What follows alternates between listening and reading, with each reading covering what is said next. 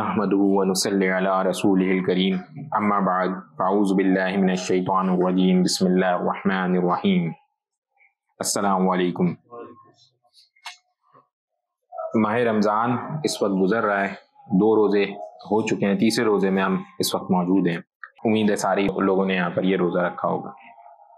तो सबसे पहले इसके ऊपर बयानात हमने पहले भी बहुत सारे सुने हुए हैं, पढ़ा हुआ भी है स्कूलों में, कॉलेजेस में, और सब रोज़ा रखने वाले लोग रोज़ा रख रहे हैं।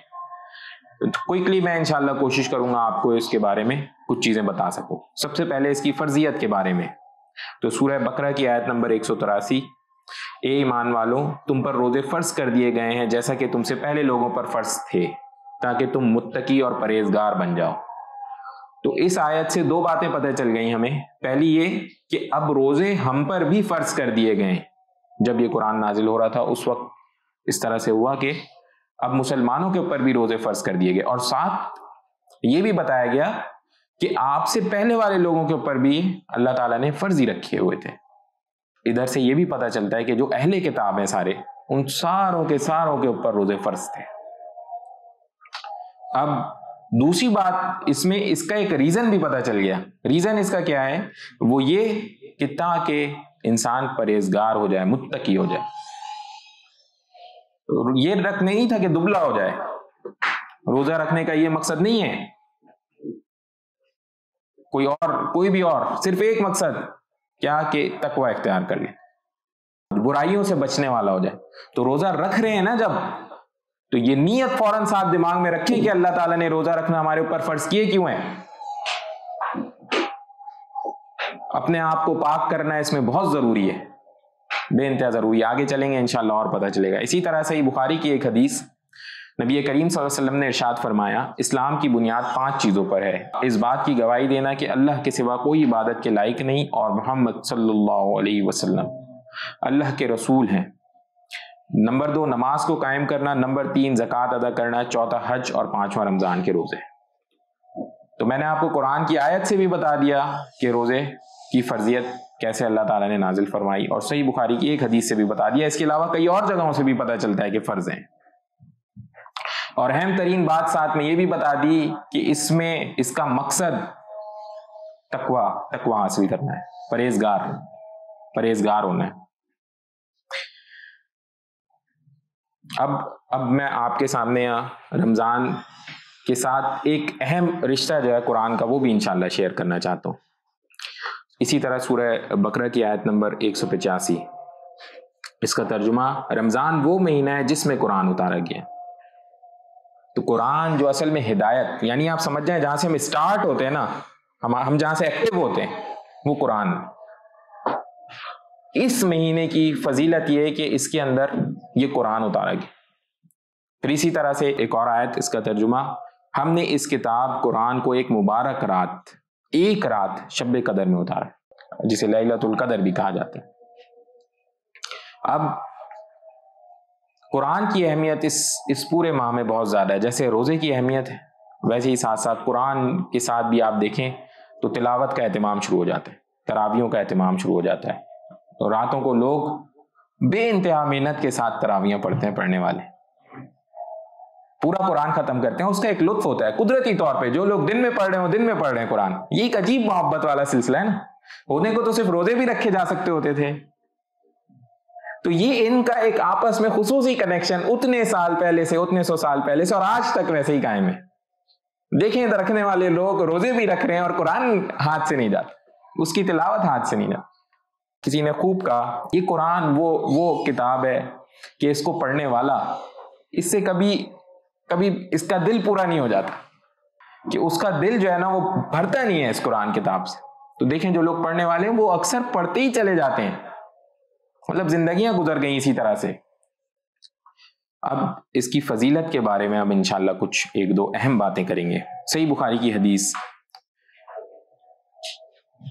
रसूलुल्लाह सल्लल्लाहु अलैहि वसल्लम ने इरशाद फरमाया, जब रमज़ान का महीना शुरू होता है तो जन्नत के दरवाजे खोल दिए जाते हैं और जहन्नम के दरवाजे बंद किए जाते हैं और शयातीन को जंजीरों में जकड़ दिया जाता है। अब इसमें जो अहम बात है ना, शयातीन को जंजीरों में जकड़ देने वाली बात, ये हमारे समझने की बात। तो गालिबन एक और रिवायत में पता चलता है कि जब شیطان کو اللہ تعالیٰ نے جنت سے نکالا اور اس نے اللہ تعالیٰ سے اجازت بھی مانگی کہ اب میں جو ہے انسان کو گمراہ کروں گا، تو اس کو وہاں جو جس روایت میں آتا ہے اس میں اس طرح سے بیان کرتے ہیں کہ اس کو اجازت ملی کہ اب تم اپنے اور بھی اپنے ساتھ جو ہے ساری اپنی فوج لے جاؤ، اور اس کی تمام تر فوج، وہ گھوڑے پیادے ساری چیزیں، وہ ساری کی ساری لے کر کے پھر وہ انسانوں کے اوپر حملہ وار ہوتا ہے، اور یہ ساری کی ساری اٹھا کے اللہ تعالیٰ بند کر دیتے ہیں اس کو۔ اب وہ سرکش شیاطین موجود نہیں ہے، اور جس کا نتیجہ برکت ہے۔ آپ دیکھیں ظہر کی نماز میں کتنے لوگ ادھر موجود ہوتے ہیں، باقی دنوں میں کیوں نہیں ہوتے؟ کیا ظہر کی نماز نہیں ہوتی؟ نماز تو ہوتی ہے، لیکن ہر کے ساتھ وہ پھر رہے ہوتے ہیں، خود بخود ہی انسان برائیوں سے رکا ہوا ہے، ایک کثیر عوام جو ہے وہ رکی ہوئی ہے۔ سرکش تو کچھ انسان بھی ہے نا، وہ تو کھلے ہیں، ابھی بھی کھلے رہیں گے، شیاطین کو جکڑا ہے، سرکش انسان بھی ہیں، ان کو چھوڑیں۔ تو یہ اللہ تعالیٰ نے بہت کرم والا معاملہ کیا، ان شیاطین کو اٹھا کے بند کر دیا۔ اب اس سے آگے آ جائیں، اسی طرح صحیح بخاری کی ایک اور حدیث، اللہ کے رسول صلی اللہ علیہ وسلم نے ارشاد فرمایا، جو شخص ایمان اور یقین اور ثواب کی امید سے رمضان کے روزے رکھ لے تو اس کے وہ تمام گناہ معاف کر دیے جاتے ہیں جو پہلے کر چکا ہے۔ اللہ اکبر، اللہ اکبر، یہ کتنی بڑی بات ہے۔ تھوڑا سا ذرا سا سوچیں، اپنے اس گریبان میں جھانکیں، کیا گناہ نہیں سرزد ہوئے ہم سے؟ اور کیسے کیسے گناہ نہیں سرزد ہو گئے جانے انجانے میں؟ تو یہ وہ مہینہ آ گیا جب اللہ تعالیٰ نے کہہ دیا کہ اب ایمان کے ساتھ، ثواب کی نیت کے ساتھ صرف روزے رکھ لو، تمہارے پرانے گناہ معاف کر دیے جائیں گے۔ یہ کوئی عام چیز نہیں ہے، یہ ویسے میں آپ کو بتا دیتا ہوں، یہ ایسا نہیں ہے کہ اب اگلے بار دوبارہ گناہ کر لیں گے تو اگلے جو روزے آئیں گے تو اب وہ پرانے کے معافی کا ذریعہ بن جائیں گے۔ نہیں نہیں نہیں، یہ غلط انڈرسٹینڈنگ ہے۔ یہ ڈیولپمنٹ ایسی کر دیتے ہیں کہ اگلے سال کے گناہ ہی چھوٹ جاتے ہیں، اگلے سال گناہ ہی نہیں ہو پاتے، اس سے اگلے سال اور نہیں ہو پائیں گے، اور اس موقع پہ پہنچ جائے گا جہاں پاک زندگی گزارنا سیکھ جائے گا۔ تو یہ اس کی دوسری زبردست قسم کی خصوصیت ہے، اس کو سمجھنے کی، اس پہ عمل کرنے کی ضرورت ہے۔ اسی طرح اور آگے آ جائیں، دوبارہ صحیح بخاری کی ایک اور حدیث، رسول اللہ صلی اللہ علیہ وسلم نے فرمایا، جو شخص اللہ کی راہ میں ایک دن روزہ رکھتا ہے تو اللہ جل شانہ اس کا چہرہ جہنم سے 70 سال کے فاصلے تک دور کر دیتے ہیں۔ یہ آٹومیٹک ہے، آٹومیٹک۔ انسان کے اعمال ایسے ہوتے چلے جائیں گے کہ وہ جہنم سے دور ہوتا چلا جائے گا، اور موقع آ جائے گا کہ اب اس کے لیے تو صرف جنت ہی ہے، جہنم کا تصور نہیں ہے۔ مگر یہ کون سے روزے ہیں؟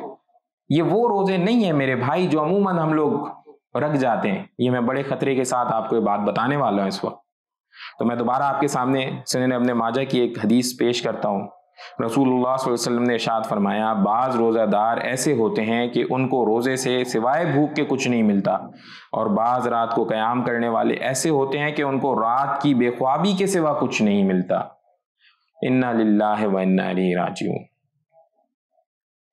مطلب روزہ رکھا، اتنی محنت کی اور حاصل کچھ نہیں ہوا، راتوں کو سوتے سے جاگے، نمازیں پڑھی، حاصل کچھ نہیں ہوا۔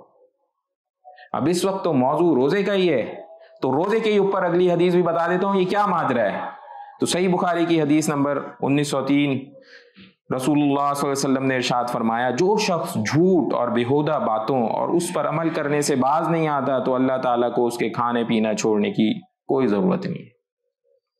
جھوٹ بولنے سے باز نہیں آتا، بیہودہ حرکتوں سے، بیہودہ باتوں سے باز نہیں آتا، تو اب بھوکا رہنے کا کوئی فائدہ نہیں ہے، اس سے بہتر ہے کھاؤ پیو، گھومو پھرو۔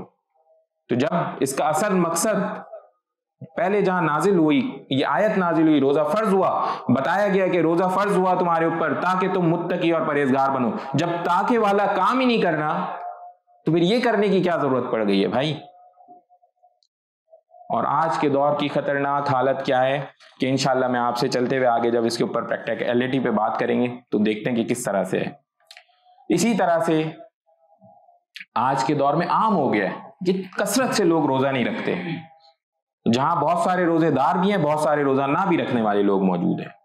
اب ان کے بارے میں کیا آتا ہے، رسول اللہ صلی اللہ علیہ وسلم نے فرمایا جس نے رمضان میں بغیر کسی شرعی عذر کے ایک دن کا روزہ توڑ دیا تو اس کی قضا زمانے بھر کے روزے بھی نہیں کر سکتے. یعنی یہ وہ لائف میں ہم اس وقت اس موقع سے گزر رہے ہیں کہ جیسے اگر میں آپ سے کہوں کہ آج کی تاریخ میں اتنے بج کے اتنے منٹ کیا کبھی زندگی میں آپ کے دوبارہ آ سکتے ہیں؟ کیا ہوگا جواب؟ نہیں آ سکتے. اسی طرح سے یہ گزرا ہوا ایک روزہ واپس کبھی بھی نہیں آ سکتا. نفلی تو جتنے رکھنے رکھ لیں، ظہر کی نمازیں اور آ جائیں گی. یہ روزہ جو آج ہمارا نکل گیا یہ دوبارہ نہیں آئے گا اور اس کا کوئی نعم البدل نہیں ہے. لمیٹڈ ہے، یہ بھی میں آپ کو بتا دوں. کوئی یہ نہ سمجھے میرے پاس ان لمیٹڈ روزے ہیں. میرے پاس لمیٹڈ روزے ہیں.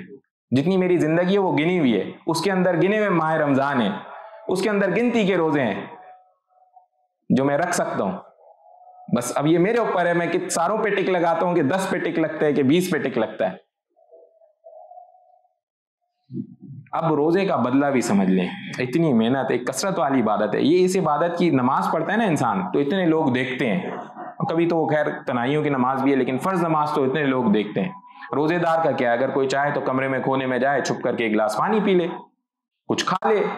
لیکن روزہ خالص اس طرح رکھا جاتا ہے کہ جیسے اللہ تعالیٰ مجھے دیکھ رہے ہیں، کوئی اور نہیں، اللہ تعالیٰ مجھے دیکھ رہے ہیں. شام میں عصر کے وقت مغرب سے پہلے پہلے کیا حالت ہو رہی ہوتی، پھر کب افطار کا وقت ہو جائے تو کچھ اس منہ میں چلا جائے، کوئی تھوڑا شربت ہو جائے، ایک کھجور ہو جائے.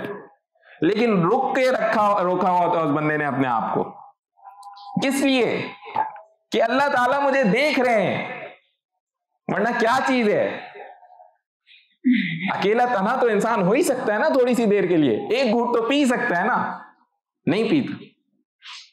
تو اب ایسی عبادت جب کرتا ہے نا تو اس کا بدلہ بھی ذرا دیکھیں کیسا ملتا ہے. صحیح بخاری کی حدیث ہے، نبی کریم صلی اللہ علیہ وسلم نے فرمایا ابن آدم کا ہر عمل اس کا ہے سوائے روزے کے کہ یہ میرا ہے اور میں خود اس کا بدلہ دوں گا.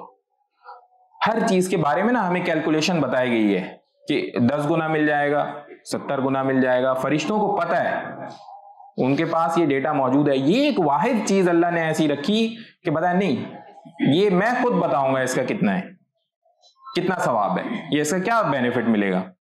اسی طرح سے اگلی صحیح بخاری کی حدیث، نبی کریم صلی اللہ علیہ وسلم نے ارشاد فرمایا اللہ فرماتے ہیں کہ انسان کا ہر نیک عمل خود اسی کے لیے ہے مگر روزہ کہ وہ خاص میرے لیے ہے اور میں ہی اس کا بدلہ دوں گا. اور روزہ گناہوں کی ایک ڈھال ہے. اگر کوئی روزے سے ہو تو اسے فحش گوئی نہ کرنی چاہیے اور نہ شور مچائے. اگر کوئی شخص اس کو گالی دے یا لڑنا چاہے تو اس کا جواب صرف یہ ہو کہ میں ایک روزے دار آدمی ہوں. اس ذات کی قسم جس کے ہاتھ میں محمد صلی اللہ علیہ وسلم کی جان ہے، روزے دار کی منہ کی بو اللہ تعالیٰ کے نزدیک مشک کی خوشبو سے بھی زیادہ بہتر ہے. روزے دار کو 2 خوشیاں حاصل ہوں گی. ایک تو جب وہ افطار کرتا ہے تو خوش ہوتا ہے، اور دوسرا جب وہ اپنے رب سے ملاقات کرے گا تو اپنے روزے کا ثواب پا کر خوش ہوگا. دیکھیں یہ مکمل ایک حدیث صحیح بخاری میں موجود ہے. پتہ بھی چل گیا کیا کرنا ہے کہ اگر کوئی بدتمیزی کرے تو کیا کرنا ہے. ساتھ میں مگر بڑی مزے کی جو 2 باتیں پتہ چلی نا وہ کیا تھی. ایک پہلی بات تو یہ کہ واقعی اس کو خوشی ملتی ہے جب وہ روزہ کھولتا ہے. ملتی ہے نہیں؟ ملتی ہے نہیں؟ اور ایک وہ جب وہ اب اللہ سے ملاقات کرے گا، اور یہ اصل موقع. اسی کے ساتھ ایک اور موقع کے اوپر سنن ابن ماجہ میں حدیث رسول اللہ صلی اللہ علیہ وسلم نے ارشاد فرمایا آدم کے بیٹے کا نیک عمل 10 گنا سے لے کر 700 گنا تک آگے جتنا اللہ چاہے بڑھایا جاتا ہے. اللہ تعالیٰ نے فرمایا روزہ اس سے مستثنا ہے. یعنی اس کیلکولیشن سے روزہ جو ہے وہ روزہ ایلیجبل نہیں ہے اس کیلکولیشن کے اوپر، کیونکہ وہ میرے لیے ہے اور میں ہی اس کی جزا دوں گا. الحمدللہ رب العالمین. یہ جتنے لوگ اس وقت روزہ رکھ رہے ہیں اور یہ عبادت پوری ایمان اور ثواب کی نیت سے کر رہے ہیں، وہ اس بات پہ خوش ہو جائیں کہ اللہ تعالیٰ نے یہ ایک ایسی عبادت کی توفیق عطا فرما دی ہے کہ جس کا حساب کتاب تو فرشتوں تک کو بھی نہیں پتا. الحمدللہ رب العالمین.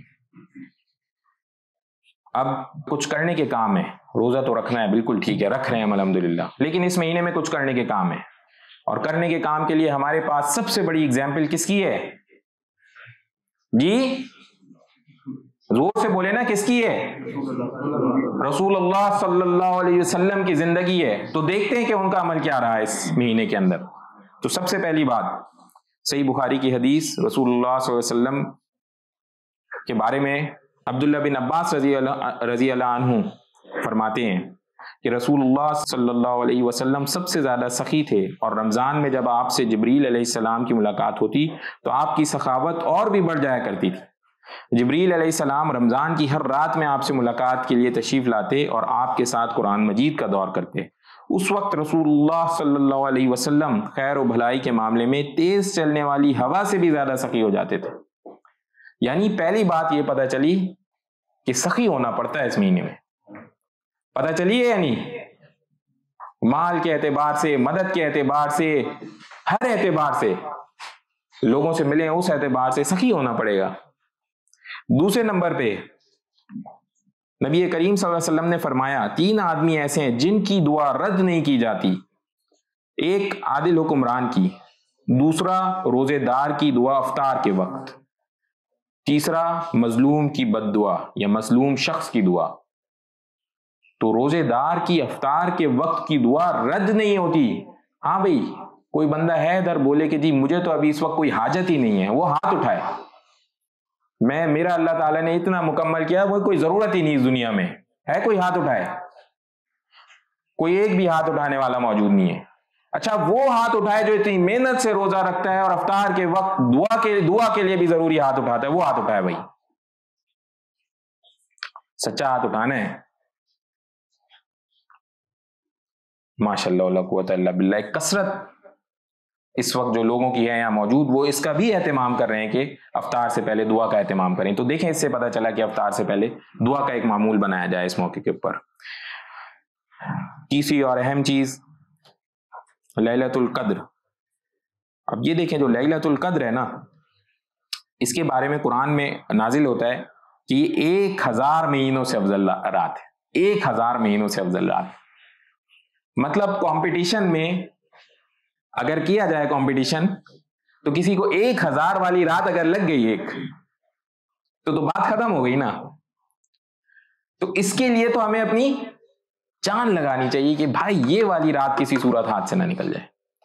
تو اس رات کی تیاری جو ہے نا، وہ ابھی سے شروع کر لینی چاہیے کہ جب آنے والے پلاننگ ہونی چاہیے نا مائنڈ میں. ابھی آپ لوگ خود بتائیں نا، عید کی کتنے کچھ لوگ ہوں گے نا، ابھی عید کی شاپنگ کرنی ہوگی انہوں نے، رمضان کے لیے سامان خرید لیا ہوگا نا گھر میں، یا نہیں؟ بتائیں نا مجھے. تو بھائی یہ جدھر کوئی ایسا خاص بینیفٹ نہیں ہے، اس کی ہم پہلے سے تیاری کر لیتے ہیں. تو وہ لیلۃ القدر 1000 مہینوں والی رات، اس کی تیاری کرنے کے بارے میں سوچا ہے یا نہیں؟ کرنی چاہیے نا اس کی تیاری. خصوصی طور پہ اس کی ابھی سے تیاری کر لیں. روزے کے بارے میں 2 حدیثیں اور دیکھ لیں. رسول اللہ صلی اللہ علیہ وسلم نے ارشاد فرمایا، جو شخص رمضان کے روزے رکھتا ہو اور اس کے بعد شوال کے 6 روزوں کا اہتمام کرتا ہو، تو یہ ایسا ہے کہ گویا اس نے پورے سال کے روزے رکھے.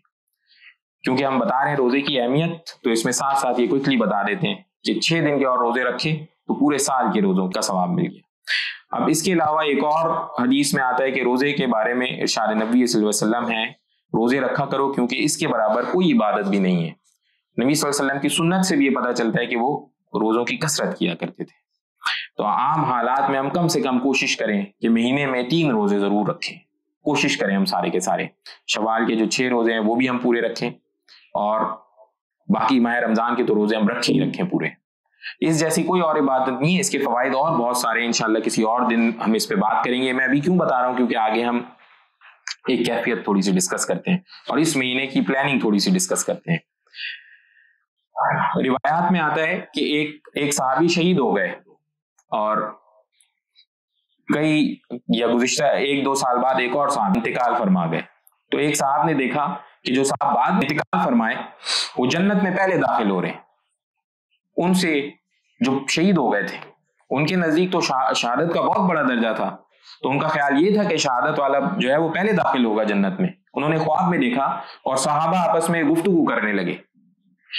تو نبی صلی اللہ علیہ وسلم کو یہ بات پتہ چلی، تو نبی صلی اللہ علیہ وسلم نے اس کو بیان فرمایا. تو کیا تم دیکھنے والے یہ نہیں دیکھتے کہ اس کو اتنے سال کے روزے اضافی مل گئے؟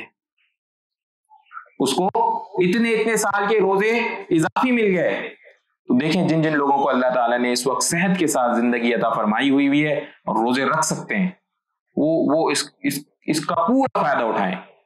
یہ واضح رہے کہ ایک ایک روزہ ہمارے لیے بے انتہا قیمتی ہے. اب اس وقت ہماری کیفیت کیا ہے, ہم کیا کر رہے ہیں؟ آفس کا ٹائم تو کم ہو گیا نا الحمدللہ. ٹیکنیکلی اگر دیکھا جائے تو پورے پاکستان میں مسلمانوں کے اوپر اللہ تعالیٰ نے خصوصی کام کیا ہوا ہے. پوری دنیا میں واحد وہ قوم ہے جو پورے مہینے کے لیے اس کے اوپر معاملات آسان ہو جاتے ہیں. پوری دنیا میں کھانے پینے والے لوگ تو سارے ہی ہیں نا, زندہ تو سب ہیں. یہ وہ قوم ہے جس کے اوپر ایک مہینہ ایسا گزرتا ہے کہ جس کے اوپر کام کم کر دیا جاتا ہے, کھانا لیکن پورا ملتا ہے. کسی کا کھانا کم, یہ دوسری مزے کی بات ہے کہ اس مہینے میں کھانا بھی بڑھا دیا جاتا ہے الحمدللہ. یہ کون سی بات ہے, ورنہ کام کم کرو کھانا زیادہ مل جائے. تو اس مہینے کام بھی کم کیا جاتا ہے, کھانا بھی بڑھایا جاتا ہے. یہ بھی حدیث ایک موجود ہے کہ مومن کے رزق میں اضافہ کر دیا جاتا ہے اس مہینے میں. اچھا لیکن اب ٹائم بھی کم کر دیا, رزق بھی دے دیا, تو ٹائم بچ گیا نا. تو اب اس ٹائم کا ہم نے کیا کرنا شروع کیا, یہ ذرا سا دیکھیں. ہم نے کیا کرنا شروع کیا اس ٹائم کا؟ ٹی وی شوز دیکھنا شروع کر دیے نہیں؟ شروع کر دیے نہیں؟ بتائیں نا کھل کے. بہت سارے کچھ لوگ ہیں جی نہیں کہہ رہے ہیں صاحب, اور کچھ جانتے ہیں کہ ہاں بھائی یہ ہو گیا ہے. اچھا فیس بک, ٹویٹر, واٹس ایپ, ٹک ٹاک, اب تو ٹک ٹاک بھی ہے. ٹائم بچ گیا ہے نا, اللہ تعالیٰ نے ٹائم میں اضافہ فرما دیا کہ چلو بھائی تمہیں وقت دیا گیا ہے, اسپیشل مہینہ چل رہا ہے. تو ہم نے کیا کہا, آ جاؤ جی سوشل میڈیا شروع کرتے ہیں. بہانوں سے ادھر پہنچیں گے. گئے تو تھے اسلامی چیز ہی سیکھنے, ابھی نکل گئے کہیں اور. ذرا دیکھیں تو دھرنا بھی لگا ہوا ہے, دیکھیں تو کوئی اور کام بھی ہو رہا ہے. نکل گئے نا نہیں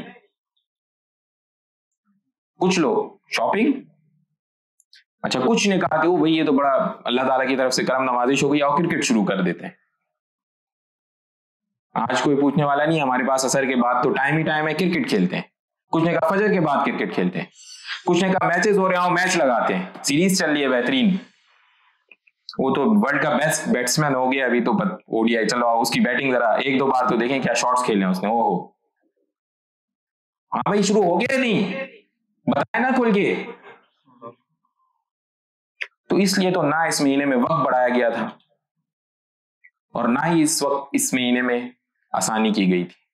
اور انفارچونیٹلی ہم لوگ ایک ایسی ڈگر پہ چل پڑے جہاں ہم اس مہینے کا فائدہ اٹھانے کی جگہ اس کو ویسٹ کر رہے ہیں. نقصان نہیں کہتا میں, ویسٹ کہوں گا. ایٹ دا اینڈ تو ویسٹ ہی ہوگا نا. کرنا کیا ہے ہمیں یہ بھی نہیں پتا. کیا صرف روزے رکھ لینا ہے, نماز پڑھ لینا ہے, ایک پارا کسی نے تلاوت کر لیا, کیا یہ کر لینا کام ہمارا مکمل ہو گیا؟ بتائیے کیا ہمارا کام مکمل ہو گیا یہ کر لیا تو؟ اب ہم نے کیا کرنا ہے اس پہ ذرا بات کریں.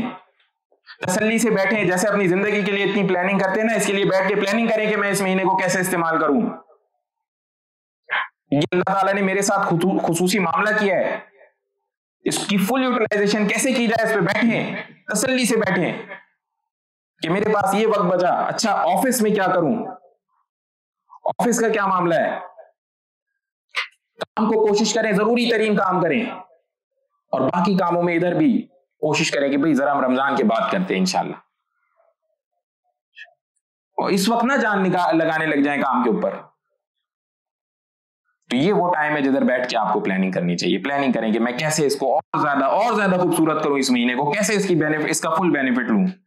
اچھا ابھی آپ سچ بتائیں, کل پتا چل جائے آپ لوگوں کو عید کے بعد جو کمپنی والے جو ہیں وہ پکنک کے اوپر جا رہے ہیں ایک دن کے لیے, تو کیا کیفیت بن جائے گی. وہ بھائی اچھا وہ والا بیٹ لے لو, وہ والی بالیں لے لو, اس بس کا انتظام کر لو, اس جگہ جانا ہے, اتنے سے اتنے بجے ہم یہ کیا کریں گے, اتنے سے اتنے بجے یہ کیا کریں گے, یہ والے کپڑے رکھنے, کھانے میں یہ لے کے جائیں گے, صبح کے وقت دوپہر میں یہ کریں گے, رات کو وہاں سے لے کر کے آئیں گے. ہوگا یا نہیں ہوگا؟ 4 فورمز کے اوپر بھی جا کے پوسٹ کریں گے, بتاؤ ادھر کون سی جگہ سب سے اچھی ہے, بتاؤ ادھر گھومنے کا معاملہ کون سا سب سے اچھا ہے. انا للہ و انا الیہ راجعون. یہ دنیاوی چھوٹی چھوٹی چیزوں کے اوپر اتنی محنت, اور جہاں ہماری آخرت جڑی ہوئی ہے اس کے لیے کیا محنت.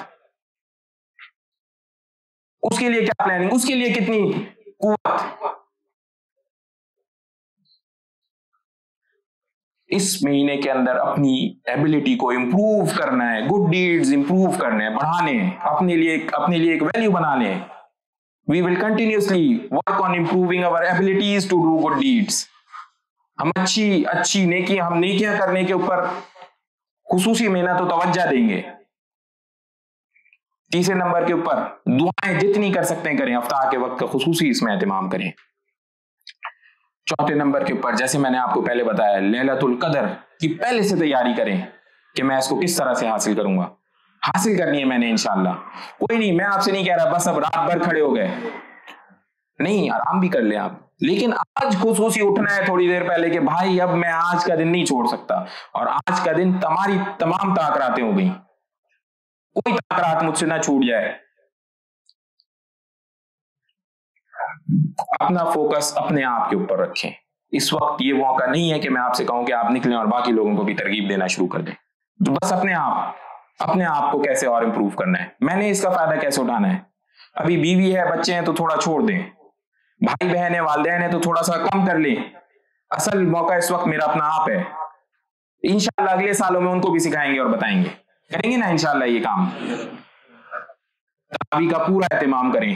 اچھا فرض کریں جماعت سے نہیں پڑھ سکتے تراویح, آپ گھر کے اوپر پڑھیں.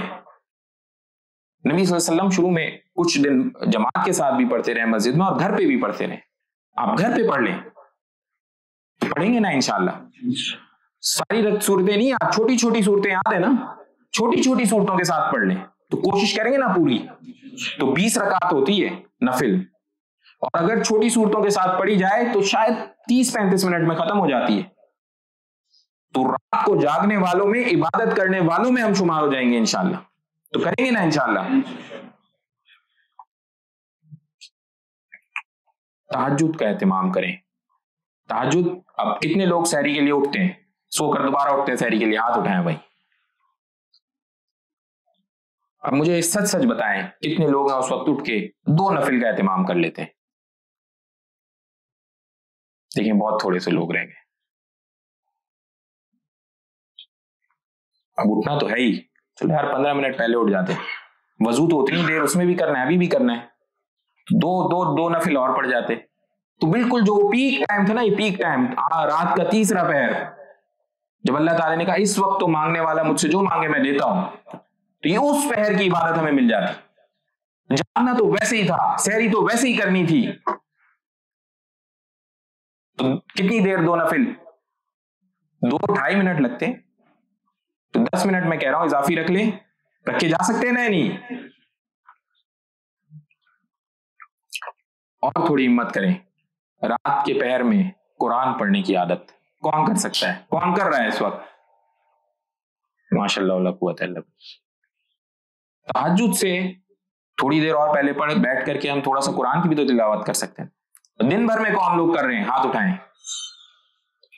او بھائی ادھر ابھی کچھ لوگوں نے ہاتھ نہیں اٹھایا ہوا, بھئی یہ اس کی خصوصی اہتمام کریں. دیکھیں وقت کم کر دیا گیا ہے, کام کم ہو گیا ہے, ہوا ہے نا نہیں, 2 گھنٹے تو شفٹ کم سے کم ہو گئی ہے, کم سے کم بھی 2 گھنٹے تو کم ہو گئے ہیں, اور اس کے علاوہ کتنی ساری اور ایکٹیویٹیز بھی زندگی سے کم ہو گئی ہیں نا اس وقت, یا نہیں. کھا پی کم رہے تو بار بار کھانے کی ضرورت نہیں ہے, ہاتھ دھونے کی, واش روم جانے کی ضرورت نہیں ہے, تو ٹائم تو بچ گیا ہے. اب پھر بھی نہیں پڑھ رہے تھے, کیا بات ہوئی؟ تو رات کے کسی پیر تھوڑی سی تلاوت, چلیں 4-5 آیتیں پڑھ لیں. میں نہیں کہہ رہا بیٹھے ایک پارہ پڑھیں, 4-5 آیتیں پڑھ لیں, 3 منٹ لگیں گے. 4-5 آیتیں پڑھ لیں, کھولیں 2-3 آیتیں پڑھ لیں. اس سال انشاءاللہ 2-3, اگلے سال اللہ نے کرم کیا تو پاؤں پہ آ جائیں گے. آخری اور اہم بات دیکھیں, اعتکاف اس ماہ رمضان میں, اعتکاف نبی صلی اللہ علیہ وسلم کی مسلسل سنت تھی. تو کتنے لوگ ہیں جن کا بچے یہ ذرا بند کر دیں, جو اگر چل رہا ہے تو اس کو تھوڑی دیر بند کر دیں, اور کوئی ایک بندہ ہے اس کو دروازہ بھی اگر کھول سکتا ہے تو والا تھوڑی دیر کھول دیں. کتنے لوگ ہیں جو اعتکاف کا باقاعدہ اہتمام کرتے ہیں؟ اگر نہیں کیا تو ایسا کریں کم سے کم نفلی اعتکاف کر لیں. 1 دن کا, 2 دن کا کر لیں, 3 دن کا کر لیں, اور پوری اس نیت کے ساتھ کہ اللہ یکسوئی کے ساتھ میں بیٹھوں گا اور آپ کی عبادت کروں گا اور اس کو اپنے لیے نفع بخش بناؤں گا. کریں گے نا انشاءاللہ. 1-2 دن کا تو کیا جا سکتا ہے. میں کہہ رہا ہوں چلے نفل ہی کر لیں, نہیں کر رہے ابھی, سنت والا نہیں پورا ہو پاتا 10 دن کا, دوسری مصروفیات ہیں, کام ہے اور باقی معاملات, تو نفل ہی انشاءاللہ کرنے کی کوشش کریں گے نا. اب میں آپ سے اپنا سچا ایکسپیرینس شیئر کرتا ہوں اس مہینے کے اعتبار سے, اور بس یہ کر کے میں انشاءاللہ بات ختم کروں گا. دیکھیں, بہت میں نے کسی وقت ایک اللہ والے سے سنا کہ یہ مہینہ جو بڑا ٹریننگ پیریڈ والا مہینہ ہے, کہ اس مہینے میں اگر اچھی زبردست ٹریننگ کر لی نا تو اللہ تعالیٰ آپ کو پورے سال اس چیز کی توفیق عطا فرمائیں گے. میں نے ایسے ہی کیا, میں نے پوری نیت کے ساتھ جو ہے نا رمضان دل سے گزارا پورے, اور اللہ تعالیٰ سے خصوصی دعائیں مانگتا رہا, یا اللہ یہ جو معاملہ شروع ہو گیا یہ مجھے زندگی بھر یہ توفیق عطا فرمائے. اور میں نے اس کا اثر اپنی زندگی میں دیکھا.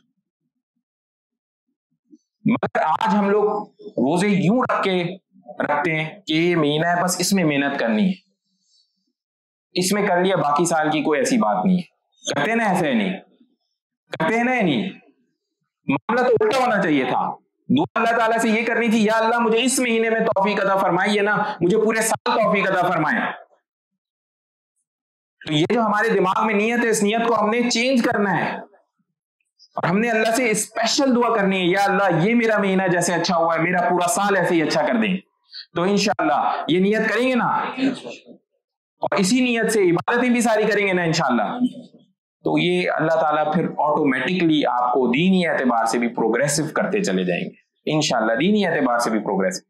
اس بار ہو سکتا ہے نمازیں باجماعت کی توفیق مل جائے, اگلی بار ہو سکتا ہے تکبیر اولیٰ کی توفیق مل جائے. تو انشاءاللہ اللہ تعالیٰ سے دعا ہے کہ اللہ تعالیٰ جو کچھ بھی ہم نے اس موقع کے اوپر کہاں پڑھا سنا اس کے اوپر اس کو سمجھنے کی عمل کرنے کی توفیق عطا فرمائے. ایک چھوٹی سی دعا کر لیں, یا ارحم الراحمین یا ارحم الراحمین یا ارحم الراحمین, اللہم صلی علی محمد وعلی آل محمد, اللہم انی علی ذکرک و شکرک و حسن عبادتک یا رب العالمین. جو اس میں غلطیاں ہوئی محض اپنے فضل و کرم سے معاف فرمائے. یا اللہ ہمیں اس مہینے کا بہترین استعمال کر لینے کی توفیق عطا فرمائے. یا اللہ دنیا آخرت دونوں کے لیے خوب نفع بخش بنائے. سمعنا واطعنا غفرانک ربنا و الیک المصیر برحمتک یا ارحم الراحمین.